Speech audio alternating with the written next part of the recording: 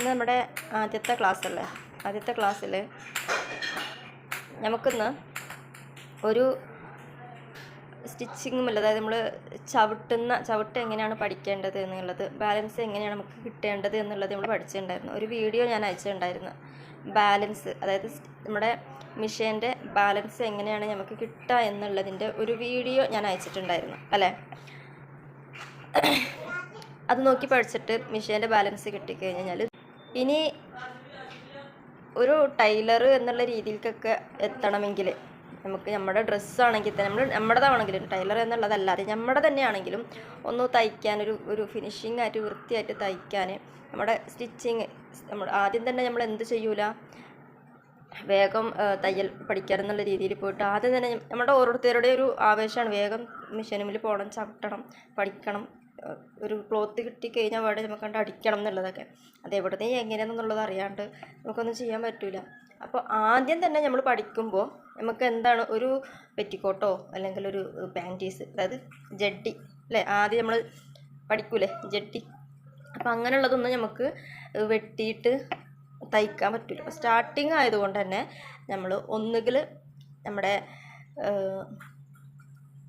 പാൻറ്റിന് അല്ലെങ്കിൽ സാരി സ്കേർട്ടില്ലേ അതിൻ്റെ ഉള്ളിലിടുന്ന ചരട് തയ്ക്കാനാണ് ശ്രമിക്കേണ്ടത്. ആദ്യം നമ്മൾ സ്റ്റിച്ച് ചെയ്യുകയാണെങ്കിൽ അത് ചെയ്യാനാണ് ശ്രമിക്കേണ്ടത്. അതല്ല എങ്കിൽ കർച്ചീഫില്ലേ, ടവലില്ലേ, സ്ക്വയർ പീസുള്ള ക്ലോത്ത് എടുത്തിട്ട് അതിൻ്റെ 4 ഭാഗം മടക്കിയിട്ട് ഒറ്റ മടക്കിയിട്ട് തയ്ക്കാൻ ശ്രമിക്കാം. ഇനി അതും അല്ല എന്നുണ്ടെങ്കിൽ നമുക്ക് ആ തയ്യലിൻ്റെ ബാലൻസ് കിട്ടിയിട്ടേ ഉള്ളൂ, നൂലിൻ്റെ ഭാഗത്തേക്കൊന്നും നമുക്ക് കൊണ്ട് എത്താൻ പറ്റുന്നില്ല എന്നുണ്ടെങ്കിൽ ആദ്യം ചെയ്യേണ്ടത് പേപ്പറിൽ സ്റ്റിച്ച് ചെയ്യാന്നുള്ളതാണ്. ഈ പേപ്പറിൽ എങ്ങനെ സ്റ്റിച്ച് ചെയ്യാമെന്ന് ഉദ്ദേശിക്കുമ്പോൾ കുറച്ചൊക്കെ ഇതിൽ സ്റ്റിച്ച് ചെയ്യാൻ അറിയുന്നവരുണ്ടാവും കേട്ടോ. അപ്പോൾ അവർ ഇപ്പോൾ മനസ്സിൽ വിചാരിക്കുമേ സ്റ്റിച്ച് ചെയ്യാനൊക്കെ എനിക്ക് അറിയുന്നതല്ലേ, അപ്പോൾ ഈ ക്ലാസ് ഇപ്പോൾ എനിക്ക് വേണ്ട, അങ്ങനെ വിചാരിക്കാൻ വരട്ടെ. നമ്മൾ സ്റ്റിച്ച് ചെയ്യുമ്പോൾ നമ്മൾ സ്റ്റിച്ച് ഇങ്ങനെ പെട്ടെന്ന് സ്പീഡിലൊക്കെ പോകും, അതായത് സ്പീഡിൽ നമ്മൾ ഓടിച്ചോണ്ടിരിക്കുന്ന സമയത്ത് നമ്മളെ സ്റ്റിച്ച് ഒരേ ലെവലിൽ നമ്മൾ ഉദ്ദേശിച്ച ഒരേ ലൈൻ അങ്ങോട്ട് കിട്ടണമെന്നില്ല അല്ലേ. അങ്ങോട്ടും ഇങ്ങോട്ടൊക്കെ പാളിപ്പോവും, നെക്കിൻ്റെ ഭാഗമൊക്കെ തയ്ക്കുമ്പോൾ എങ്ങോട്ടൊക്കെയോ പോകും അല്ലേ. അപ്പോൾ അതൊക്കെ ഒന്ന് ലെവലാക്കാനും നമുക്ക് ഈ ഒരു ക്ലാസ് കൊണ്ട് ഉപകാരം കിട്ടും. അപ്പോൾ എനിക്ക് സ്റ്റിച്ചിങ് അറിയാലോ, ഞാൻ ഷേപ്പൊക്കെ ആക്കുന്ന ആളല്ലേ, എനിക്ക് നൂലിടാൻ അറിയാം, ചവിട്ട് ബാലൻസ് ഉണ്ട്, അങ്ങനെ ഇപ്പോൾ വിചാരിക്കണ്ട.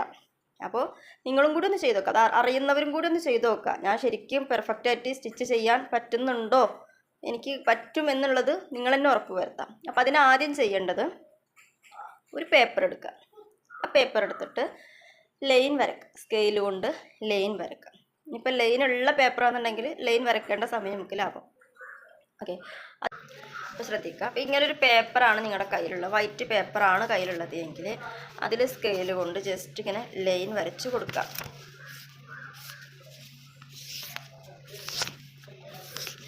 ഇങ്ങനെ നീളത്തിൽ ലൈൻ വരച്ച് കൊടുക്കുക. ഞാൻ പറഞ്ഞത് മനസ്സിലായല്ലോ. നമ്മൾക്ക് സ്റ്റിച്ച് ചെയ്യാൻ അറിയാമെന്നുള്ള ഒരു വിശ്വാസത്തിൽ ഇരിക്കുന്നവരാണെങ്കിലും ജസ്റ്റ് ഒന്ന് നമ്മളെ തന്നെ ടെസ്റ്റ് ചെയ്ത് നോക്കുക, ശരിക്കും എനിക്കറിയോ എന്നുള്ളത് ജസ്റ്റ് ഒന്ന് ടെസ്റ്റ് ചെയ്ത് നോക്കാം. അതിൻ്റെ ഫസ്റ്റ് ഘട്ടം എന്ന് പറയുന്നത് പേപ്പർ എടുക്കുക. അതിനുശേഷം ആ പേപ്പറിൽ താങ്ക് യു ആ പേപ്പറിൽ ലൈൻ വരച്ചു കൊടുക്കുക, നീളത്തിൽ ഇങ്ങനെ ലൈൻ വരച്ച് കൊടുക്കുക. ലൈൻ വരച്ച് കൊടുത്തതിന് ശേഷം നൂലിടരുത് കേട്ടോ, നൂലിടാതെ, അതായത് നമ്മൾ ചവിട്ട് ബാലൻസ് കിട്ടിയിട്ട് ഇനി സ്റ്റിച്ച് ചെയ്യാനുള്ളൊരു ബാലൻസാണ് നമുക്ക് കിട്ടേണ്ടത്. അപ്പോൾ അതുകൊണ്ട് തന്നെ നമ്മൾ ആദ്യം തന്നെ എന്ത് ചെയ്യേണ്ട, നൂലിടണ്ട. സ്റ്റിച്ച് ചെയ്യാൻ അറിയുന്നവർ ജസ്റ്റ് ഒന്ന് ചെയ്ത് നോക്കാം, ശരിക്കും പെർഫെക്റ്റ് ആയിട്ടുണ്ടോ എന്നുള്ളത് ജസ്റ്റ് ചെയ്ത് നോക്കാം. അപ്പോൾ ഇങ്ങനെ ലൈൻ വരക്കാത്ത ലൈനുള്ള നോട്ടാണെങ്കിൽ പിന്നെ ഇങ്ങനെ ലൈൻ വരക്കേണ്ട ആവശ്യമില്ല, ഓൾറെഡി അതിലിങ്ങനെ ലൈനായിട്ട് ഉണ്ടാവുമല്ലോ. അപ്പോൾ അത് മതി. അങ്ങനെ ലൈൻ ഉള്ളതിൽ കൂടി നമ്മുടെ സൂചീനെ സ്റ്റിച്ച് ചെയ്തിട്ട് വരാം. കൈകൊണ്ട് ആദ്യം തിരിച്ച് നോക്കിയിട്ട് ആ ലൈനിൽ കൂടെ തന്നെ സൂചീനെ സ്റ്റിച്ച് ചെയ്യാനായിട്ട് ഇങ്ങനെ പറ്റുന്നുണ്ടോ എന്നുള്ളത് നോക്കാം. ആ ഒരു ലൈന് ഫുള്ളാക്കിയിട്ട് ഇങ്ങനെ ആയിരിക്കുമല്ലോ ലൈൻ വരാം. ആ ഒരു ലൈന് ഫുള്ളാക്കിയിട്ട് ആ ഒരു പേജ് ഫുള്ളാക്കിയിട്ട് അതേപോലെ സ്റ്റിച്ച് ചെയ്യാൻ ശ്രമിക്കാം. അങ്ങനെ നിങ്ങൾ സ്റ്റിച്ച് ചെയ്യുമ്പോൾ ആ ലൈനിൽ നിന്ന് തുടക്കക്കാർക്ക് ഒരുപാട് പ്രശ്നം വരും. ആ ലൈനിൽ നിന്ന് നമ്മുടെ സ്റ്റിച്ച് അങ്ങോട്ടും ഇങ്ങോട്ടും തെന്നി പോകും. ഷേപ്പാക്കാനൊക്കെ ജസ്റ്റ് അറിയുന്ന ആളുകളുണ്ടാവുമല്ലോ, അവരെ സംബന്ധിച്ച് പെട്ടെന്ന് അങ്ങോട്ട് തെന്നാൻ ചാൻസ് ഇല്ല. സ്പീഡിൽ അവർ ചെയ്യാൻ ശ്രമിക്കുന്നുണ്ടെങ്കിൽ തെന്നിപ്പോവും. അപ്പോൾ വളരെ സാവകാശം, നമ്മളിപ്പോൾ ഇത് ഇന്നോ നാളോ പഠിച്ചിട്ട് നമ്മൾ ഇന്നോ നാളെ തന്നെ എന്ത് ചെയ്യൂല, ടൈലറായിട്ട് ഇരിക്കൂല. നമുക്ക് പ്രാക്ടിക്കലാണ് വേണ്ടത്, മെയിനായിട്ട് പ്രാക്ടിക്കലാണ് നമുക്ക് വേണ്ടത്. അപ്പോൾ ചെയ്ത് നോക്കിയിട്ട് തെന്നിപ്പോയിക്കോട്ടെ, അപ്പോൾ അടുത്ത ലൈൻ ശരിയാക്കാൻ നോക്കുക, അടുത്ത ലൈൻ ശരിയാക്കാൻ നോക്കുക. സ്റ്റിച്ചിങ് അറിയുന്നവർക്ക്, ഷേപ്പാക്കാനൊക്കെ അറിയുന്നവർക്ക് ഞാൻ വീണ്ടും പറയുന്നത്, അവർക്കും തെന്നിപ്പോവും സ്പീഡിൽ ചെയ്യുമ്പോൾ. സ്പീഡിൽ ചെയ്യാതെ മെല്ലെ മെല്ലെ ഓരോ ലൈനും കറക്റ്റായിട്ട് സ്റ്റിച്ചിങ് എനിക്ക് ഓക്കെ ആണോ എന്നുള്ളത് നോക്കാം. ഇത് ഒന്നാമത്തെ ഘട്ടമാണ്, ഫസ്റ്റ് ഘട്ടമാണത്. ഇനി രണ്ടാമത്തെ ഘട്ടം എന്ന് പറയുന്നത്, നമ്മുടെ ലൈന് നമുക്ക് ഓക്കെ ആയാൽ മാത്രം കേട്ടോ. ഓക്കെ ആയിട്ടില്ലാന്നുണ്ടെങ്കിൽ ആ ലൈൻ ഓക്കെ ആവുന്നത് വരെ നമ്മൾ സ്റ്റിച്ച് ചെയ്തുകൊണ്ടിരിക്കാം. അടുത്ത പേജ് എടുക്കാം, പിന്നത്തെ പേജ് എടുക്കാം. ആ ഓരോ ലൈൻ നമുക്ക് സ്റ്റിച്ച് കറക്റ്റ് ആവുന്നത് വരെ നമ്മുടെ കഴുക്ക് വഴക്കാൻ വരാനാണ്. ചിലരുടെ സ്വഭാവമുണ്ട്, ഇത് കഴിഞ്ഞ് അടുത്തേക്ക് ചാടട്ടെ, അതും കഴിഞ്ഞ് അടുത്തേക്ക് ചാടട്ടെ, ഇതും കഴിഞ്ഞ് അടുത്തേക്ക്. അതായത് നമുക്ക് കഴിയാൻ പെട്ടെന്ന് കഴിയും. അതെനിക്ക് പെർഫെക്റ്റ് ആയിട്ട് വന്നിട്ടുണ്ടോ എന്നുള്ളത് കൂടി ഒന്ന് സെർച്ച് ചെയ്യാം, ഒന്ന് വീക്ഷിക്കാം. ഓക്കെ, ഇത് കഴിഞ്ഞു. ഇത് കഴിഞ്ഞതിന് ശേഷം പിന്നെ തൊട്ടടുത്തുള്ളത് വരുന്നത് എങ്ങനെയാണെന്ന് വെച്ച് കഴിഞ്ഞാൽ, നമ്മൾ ഈ ലൈൻ വരച്ചതുണ്ടല്ലോ, ഈ ലൈൻ വരച്ചത് ജസ്റ്റ് ഒന്നിങ്ങനെ സ്ക്വയർ ആക്കി നോക്കാം. കുറച്ച് വലിയ സ്ക്വയർ തന്നെ ആക്കാം. എങ്ങനെ? ഈ പേജിൻ്റെ വലുപ്പത്തിലുള്ള തന്നെ വലിയൊരു സ്ക്വയർ ആക്കാം.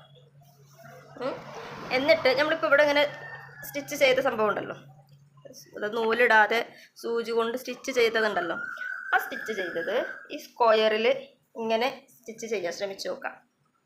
ഈ സ്ക്വയറിൽ സ്റ്റിച്ച് ചെയ്യുന്ന സമയത്ത് ഈ മൂലഭാഗം എത്തുമ്പോൾ, ഓരോരോ ഭാഗങ്ങൾ, ഈ ഒരു ഭാഗങ്ങൾ എത്തുമ്പോൾ നമ്മൾ സ്റ്റിച്ച് ചെയ്യുന്ന ഫൂട്ടിനെ മേലേക്ക് പൊക്കി വെച്ചിട്ട് സൂചി താഴെ കുത്തി നിൽക്കുന്നുണ്ടാവും.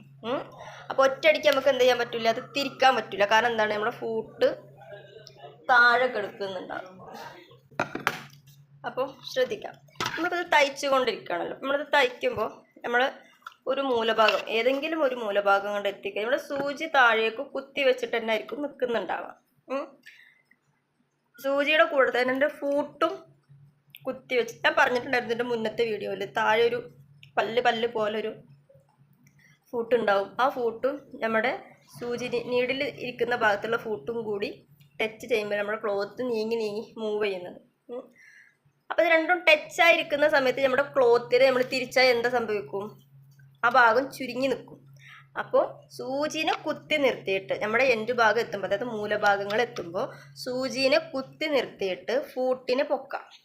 ബാക്കിലുണ്ടാവും, അതിൻ്റെ ഫൂട്ടിൻ്റെ ഈ ഒരു സൈഡിലുണ്ടാവും. ചില മെഷീനിക്ക് ഈ സൈഡിലായിരിക്കും, ചിലതിന് ഈ ഭാഗത്തായിരിക്കും.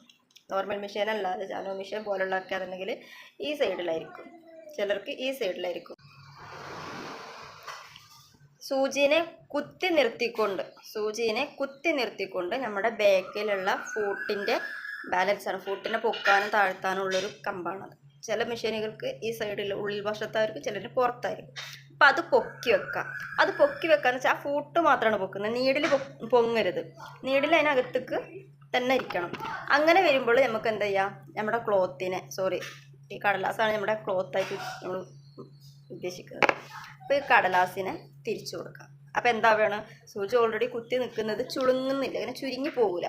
ഫൂട്ടും നമ്മുടെ താഴത്തെ പല്ല് കൂടി ജാമായിട്ട് നിൽക്കുന്ന സമയത്ത് നമ്മുടെ ക്ലോത്തിന്, അതായത് പ്രത്യേകിച്ച് ഈ കടലാസിന് തിരിക്കുമ്പോൾ എന്താ വേണം, അവിടെ പൊട്ടിപ്പോവും, കടലാസിൽ കീറിപ്പോവൊക്കെ ചെയ്യും. അപ്പോൾ അത് പ്രത്യേകം ശ്രദ്ധിച്ചിട്ട് 4 മൂലകളും അതേപോലെ സ്റ്റിച്ച് ചെയ്യാം. ഓരോ മൂല എത്തുമ്പോൾ തിരിക്കുമ്പോൾ ഫൂട്ട് പൊക്കുക, എന്നിട്ട് ഇങ്ങനെ തിരിക്കുക, വീണ്ടും സ്റ്റിച്ച് ചെയ്യുക, വീണ്ടും അങ്ങനെ 4 മൂലം സ്റ്റിച്ച് ചെയ്തതിന് ശേഷം ആ സ്റ്റിച്ച് നിങ്ങൾക്ക് ഓക്കെ ആയിട്ടുണ്ടോ എന്നുള്ളത് അതെടുത്തിട്ട് നോക്കാം. അത് 4 ഭാഗവും നമ്മൾ സ്റ്റിച്ച് ചെയ്ത് കഴിഞ്ഞതിന് ശേഷം നമ്മളൊന്ന് ശ്രദ്ധിക്കാം, ആ സ്റ്റിച്ച് ചെയ്ത സൈഡ് ഭാഗങ്ങളിലൊക്കെ ഇതേപോലെ തെന്നിപ്പോയിട്ടുണ്ടോ, നമ്മുടെ സൂചി ഈ ഭാഗങ്ങളിലൊക്കെ തെന്നിപ്പോയിട്ടുണ്ടോ എന്നുള്ളതൊന്ന് ശ്രദ്ധിക്കാം. അതുപോലെ തന്നെ മെയിനായിട്ട് ശ്രദ്ധിക്കേണ്ട ഒരു കാര്യം എന്ന് പറയാൻ, ഈ 4 ഭാഗങ്ങളില്ലേ, ഇവിടെ ക്ലോസ് ആവുന്ന ഈ 4 ഭാഗങ്ങളില്ലേ, ഈ 4 ഭാഗം എത്തുമ്പോൾ നമ്മുടെ സൂചി മുന്നോട്ട് റൺ ചെയ്തുകൊണ്ടിരിക്കുമ്പോഴല്ലേ നമ്മൾ ഈ 4 മൂലഭാഗത്ത് എത്തുമ്പോൾ നമ്മുടെ സൂചി കറക്റ്റ് നമ്മൾ പോയിന്റ് ഇട്ട ഭാഗത്തേക്ക് തന്നെ സൂചി കുത്തുന്നുണ്ടോ എന്നുള്ളത് ശ്രദ്ധിക്കാം. അതോ ഈ പുറത്തേക്കാണോ അല്ലെങ്കിൽ തൊട്ട് പിന്നിലേക്കാണോ സൂചി വന്നിട്ടുള്ളത് എന്നുള്ളത് ശ്രദ്ധിക്കാം. അപ്പോൾ അങ്ങനെ നമുക്ക് മുൻകൂട്ടി അറിയാൻ പറ്റും അല്ലേ, അടുത്തത് ചാടുന്നത്, അതായത് സൂചി മേലേക്ക് പൊങ്ങിയിട്ട് പിന്നെ വരുന്നത് ഒന്നുകിൽ ഇങ്ങോട്ടായിരിക്കും എന്നുള്ളത് നമുക്ക് എന്ത് ചെയ്യാൻ പറ്റും, നമുക്ക് മുൻകൂട്ടി അറിയാൻ പറ്റും.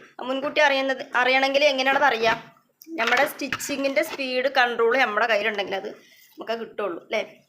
വെറുതെ ഇങ്ങനെ സിറച്ചിട്ടുണ്ട് അടിച്ച് പോകുമ്പോൾ നമുക്ക് ആ കൺട്രോൾ കിട്ടുമോ, ഇല്ല. അതിനെ പറഞ്ഞത് സാവകാശം ചെയ്താൽ മതി എന്നുള്ളത്. അപ്പോൾ അതൊന്ന് ശ്രദ്ധിക്കുക. ഇങ്ങനെ നമ്മൾ സ്റ്റിച്ച് ചെയ്ത് ഇങ്ങനെ വരുമ്പോൾ ഈ ലാസ്റ്റ് എൻഡ് എത്തുമ്പോൾ ഇനി നമ്മുടെ ഈ സ്റ്റിച്ചിങ്ങിൻ്റെ സൂചി നമ്മുടെ ഈ നീഡിൽ മേലേക്ക് പൊങ്ങിയിട്ട് തൊട്ട് താഴേക്ക് എത്തുന്ന ഭാഗം ഇനി ഏതാണ് എന്നുള്ളത് എന്താക്കാൻ പറ്റും, നമുക്കത് കാണാൻ പറ്റും. ലാസ്റ്റ് ഭാഗം എത്തുമ്പോൾ ഒന്ന് സ്പീഡ് കുറക്കാം, എന്നിട്ട് സൂചി എവിടേക്കാണ് വരുന്നത് എന്നുള്ളത് നോക്കുക. അപ്പോൾ നമ്മൾ ഉദ്ദേശിച്ച ഈ ഒരു കറക്റ്റ് ഭാഗത്തേക്ക് നമ്മൾ സൂചി എത്തുന്നില്ല എന്നുണ്ടെങ്കിൽ ഒന്ന് പിടിച്ച് വെക്കാം. എവിടെ, നമ്മളെ കാലിനെ പിടിച്ച് വെക്കുക. എന്നിട്ട് ഫൂട്ട് പൊക്കിയിട്ട് ജസ്റ്റ് ഒന്ന് ബേക്കിലേക്ക് തെന്നിച്ചതിന് ശേഷം വീണ്ടും നമ്മൾ ഉദ്ദേശിച്ച ഭാഗത്തേക്ക് തന്നെ സൂചി താഴ്ന്നിറങ്ങണം. അല്ലാതെ തൊട്ട് മുന്നിലേക്കോ തൊട്ട് ബേക്കിലേക്കോ താഴ്ന്നിറങ്ങാൻ പാടില്ല.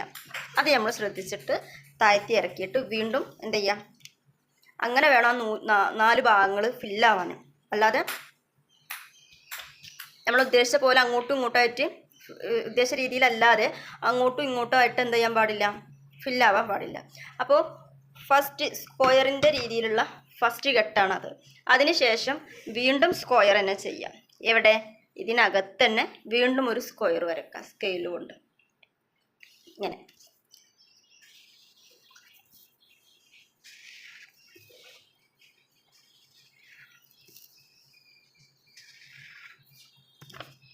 കണ്ടില്ലേ. വീണ്ടും നമ്മളിപ്പോൾ ചെയ്തത് തന്നെ റിപ്പീറ്റ് ചെയ്യുക. അത് കഴിഞ്ഞതിന് ശേഷം വീണ്ടും ഒരു സ്ക്വയർ കൂടി വരക്കുക അതിനകത്ത്. അങ്ങനെ സ്ക്വയർ വരച്ചിട്ട് ഇതേപോലെ നമുക്ക് നമ്മുടെ ആ ഒരു മൂലഭാഗത്തിൻ്റെ ഈ ഓരോരോ മൂലഭാഗത്തിൻ്റെതും അങ്ങോട്ടും ഇങ്ങോട്ടും സ്റ്റിച്ച് വരാത്ത രീതിയിൽ കറക്റ്റ് വരുന്നുണ്ട് എന്നുള്ളത് കൺഫേം ആക്കാം. ഓക്കെ, ആ ഒരു പേജ് ഫുള്ളായിട്ട് അതേപോലെ സ്റ്റിച്ച് ചെയ്തിട്ട് നമുക്കങ്ങനെ പറ്റുന്നുണ്ട്. അതായത് ചെറിയ ബോക്സ് വരക്കുമ്പോഴും നമുക്കത് ഓക്കെ ആവുന്നുണ്ട് എന്നുള്ളത് നമ്മൾ സ്വയം കൺഫേം ചെയ്യാം. ഓക്കെ ആക്കാം, ബെറ്റർ ആണ് എന്നുള്ളത് സ്വയം മനസ്സിലാക്കാം. ഇത് രണ്ടാമത്തതാണ്.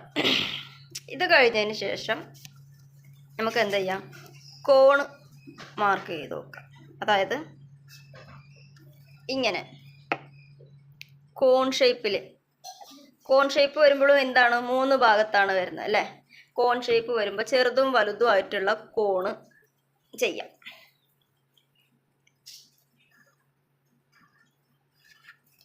ഈ രീതിയിൽ മാർക്ക് ചെയ്യാം. അതായത് ചെറുതും വലുതൊക്കെ ആയിട്ടുള്ളത് തന്നെ ഒരെണ്ണം ഇങ്ങോട്ടാണെങ്കിൽ ഒരെണ്ണം ഇവിടുന്ന് അങ്ങോട്ടേക്ക്, പിന്നെ അവിടുന്ന് ഇങ്ങോട്ടേക്കായിട്ട് കോണ് മാർക്ക് ചെയ്തിട്ട് അതിലൂടെ ഈ പറഞ്ഞത് ഇതിലൊന്നും എന്ത് പാടില്ല, നൂല് പാടില്ല കേട്ടോ. സ്റ്റിച്ചിങ്ങിന് നൂല് പാടില്ല. കോണ് പോലെ മാർക്ക് ചെയ്തിട്ട് ഇതേപോലെ തന്നെ സ്റ്റിച്ച് ചെയ്ത് നോക്കുക. ഈ കോണ് ഭാഗങ്ങളിൽ വേണം എന്താവാൻ, കറക്റ്റ് ആവാൻ. ഇവിടെയും തന്നെ ഈ ഭാഗങ്ങൾ എത്തുമ്പോഴാണ് കറക്റ്റ് ആവേണ്ടത്. അല്ലാത്ത ഭാഗത്തും കറക്റ്റ് ആവണം. അല്ലാത്ത ഭാഗത്ത് കറക്റ്റ് ആവണം എന്ന് പറയുമ്പോൾ നമ്മുടെ ഈ ലൈൻ ഉണ്ടല്ലോ, നമ്മൾ ഈ വരച്ച ലൈൻ ഉണ്ടല്ലോ, ആ ലൈന് തെന്നി പോകരുതെന്ന് മാത്രം. സൂചിൻ്റെ കൺട്രോള് വിട്ട് സൂചിൻ്റെ കൺട്രോള് നമ്മളെ കയ്യിൽ നിന്ന് പോകുമ്പോഴാണ് നമ്മുടെ സൂചി നമ്മൾ വരച്ച ലൈനിൽ കുത്താതെ തൊട്ടപ്പുറത്തേക്കും ഇപ്പുറത്തേക്കും തെന്നി പോകുന്നത്. അപ്പം അതൊന്ന് ശ്രദ്ധിക്കാം. അതിന് ശേഷം ഇത് എത്രാമത്തെയാണ്, 3ാമത്തെ കേട്ടോ. അത് ഇതേപോലെ കോൺ ഷേപ്പിലും നമ്മൾ മാർക്ക് ചെയ്തതിന് ശേഷം ഒരു പേജ് ഫുള്ളായിട്ട് തന്നെ ഇതേപോലെ മാർക്ക് ചെറുതും വലുതും, പിന്നെ അതിനകത്ത് അതായത് ചെറിയ കോണ് വരച്ചതിന് ശേഷം അതിനകത്തും ഒരു കോണ് വരച്ച് നോക്കുന്നിട്ട് അതിലും സ്റ്റിച്ച് ചെയ്യാൻ പറ്റുന്നുണ്ടോ എന്നുള്ളത് നോക്കാം. ഈ കുഞ്ഞ കോണൊക്കെ വരുമ്പോൾ ഇപ്പം അതേപോലെ തന്നെ ബോക്സ് ആണെങ്കിലും കുഞ്ഞ രീതിയിലേക്ക് എത്തുമ്പോൾ, ചെറിയ രീതിയിലേക്ക് എത്തുമ്പോൾ നമ്മുടെ കാലുകൊണ്ട് സ്റ്റിച്ച് ചെയ്യുന്നുണ്ടല്ലോ, അത് നിർത്തിയിട്ട് കൈ കൊണ്ട് മാത്രമാക്കാം.